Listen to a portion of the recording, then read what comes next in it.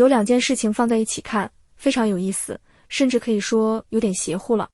一件发生在北京，一件发生在伦敦。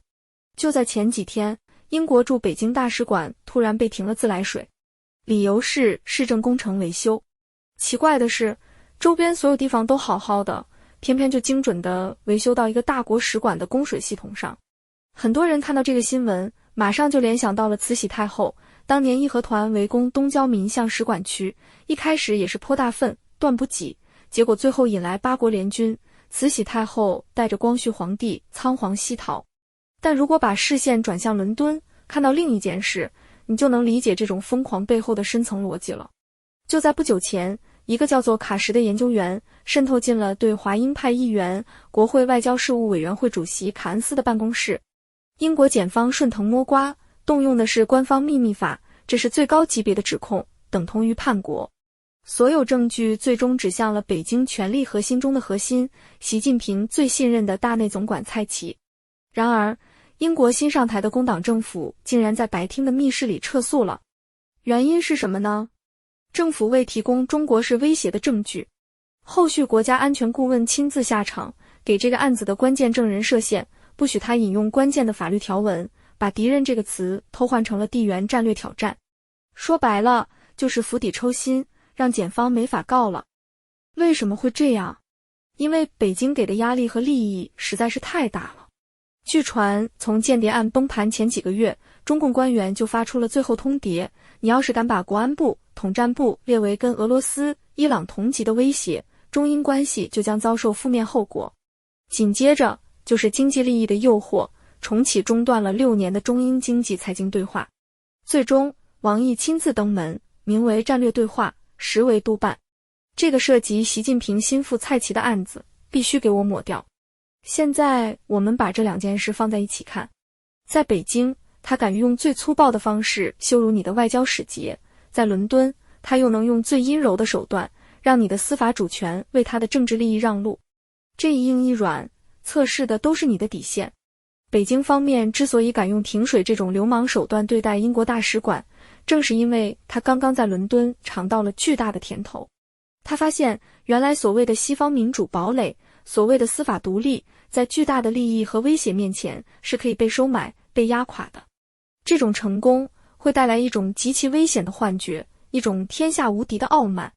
这就解释了最近北京流传出的另一个说法，说习近平跟党内的一帮老家伙们摊牌了，说你们总问我要干到什么时候，现在我给你们一个准话，再给我10年时间，要完成一件大事，让美国彻底歇菜，成为一个3流国家。很多人觉得这人是不是疯了？但他的自信是从哪里来的呢？就来自于习近平认为他已经成功的用10年时间把英国给干趴下了。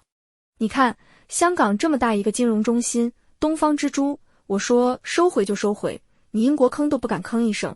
现在我让你司法系统为我服务，让你为了经济利益出卖国家主权，你乖乖就范了。我停你大使馆的水，你除了抗议几声还能怎么样呢？在他看来，英国已经被他彻底拿捏了，所以他现在是在向美国展示，你看，我连大英帝国都能收拾得服服帖帖，你美国又算老几？这种认知就来自于他那一代人深入骨髓的原生信念。如果说每个人都有一个最初形成并指导其一生的观念，那他们这代人的原生信念就是美帝国主义亡我之心不死，就是恨美国，就是要打败美国。毛泽东当年是100万雄师过大江，他现在要做的是100万雄师过太平洋。他前半生所有的压抑，所有的隐忍，都是为了今天。现在他手上有钱了，有军队了，有权力了，他自然也就想去实现这个终极理想。你也许觉得我说的太夸张了，但他这种行为是有根源的，也就是权力的绝对个人化。当一个国家的运作不再以国家利益为最高准则，而是彻底沦为独裁者个人意志、家族荣辱甚至私生子女隐私的延伸时，他的一切行为逻辑就都会变得扭曲。一个大国元首，他的家庭成员信息难道是什么见不得光的国家机密吗？无论是拜登还是特朗普，普京还是金正恩，他们的子女是谁，长什么样，全世界都知道。唯独在中国，这成了一个谁碰谁死的政治高压线。这里就必须提到一个名字，王海琴。这位女士被一个国际组织评为2025年当代中国英雄母亲。她是一个再普通不过的母亲，她的儿子牛腾宇因为在网上参与披露了席明泽的个人信息，被构陷成主犯，一个未成年的孩子被重判了14年，牵连了24个年轻人。他为了给儿子申冤，对抗的是整个司法系统、公安系统、宣传系统，是习近平这个所谓的第一家族的意志。他被殴打、被威胁、被监控，但他没有屈服。在最黑暗的时代，往往是那些最柔弱的个体迸发出最强大的力量。王海琴这位普通的母亲，她不懂什么大道理，她只有一个最朴素的信念，她的孩子是无辜的，她要为孩子讨回公道。正是这份源于母爱的力量，让她敢于对抗整个国家机器。她就像圣经故事里，在耶稣被钉上十字架，所有男性门徒都作鸟兽散之后，依然守在墓前的几位女性一样，在最深的黑暗中，他们守护着复活的希望。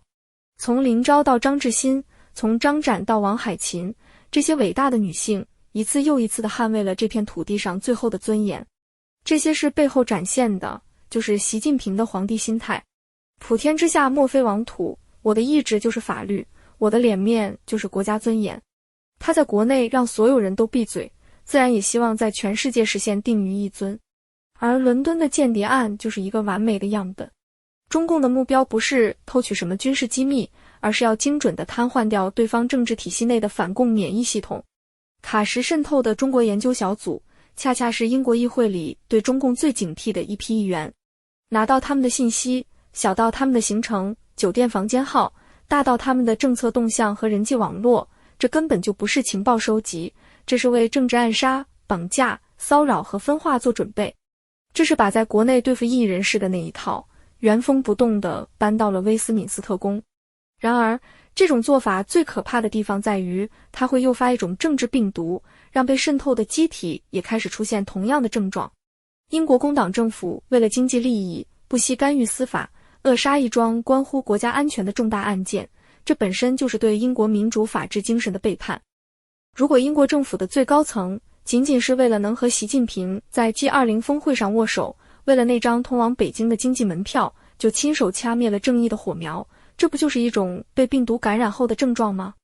这种由上而下的政治绥靖，让中共的代理人觉得有机可乘。据传，他们直接找到了英国下议院议长霍伊尔爵士，跟他谈条件，说只要你允许被禁止的中国大使重新进入国会，北京就考虑解除对那几个英国议员的制裁。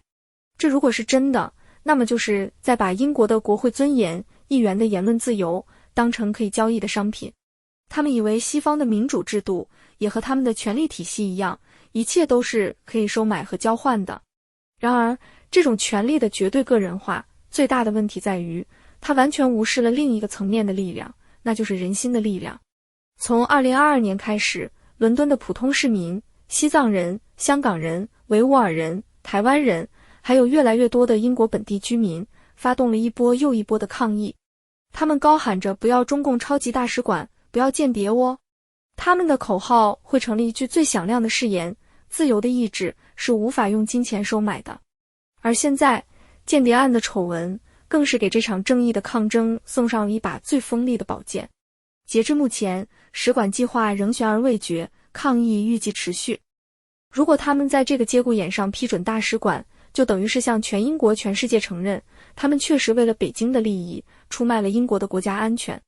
习近平和他团队的慈禧式的狂妄，最大的失算就在于，他们低估了这种来自民间的、源于人性的坚韧力量，这种不可收买的自由意志，才是独裁者最大的恐惧。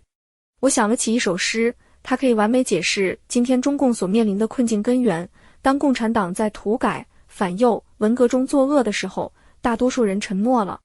当坦克在广场上碾碎学生的时候，很多人甚至觉得杀得好。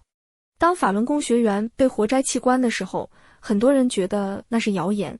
当维权律师被抓捕的时候，很多人觉得事不关己。到今天，当一个母亲为了救儿子而苦苦挣扎的时候，大多数人依然在沉默。在一个黑暗的时代，冷漠本身就是一种罪。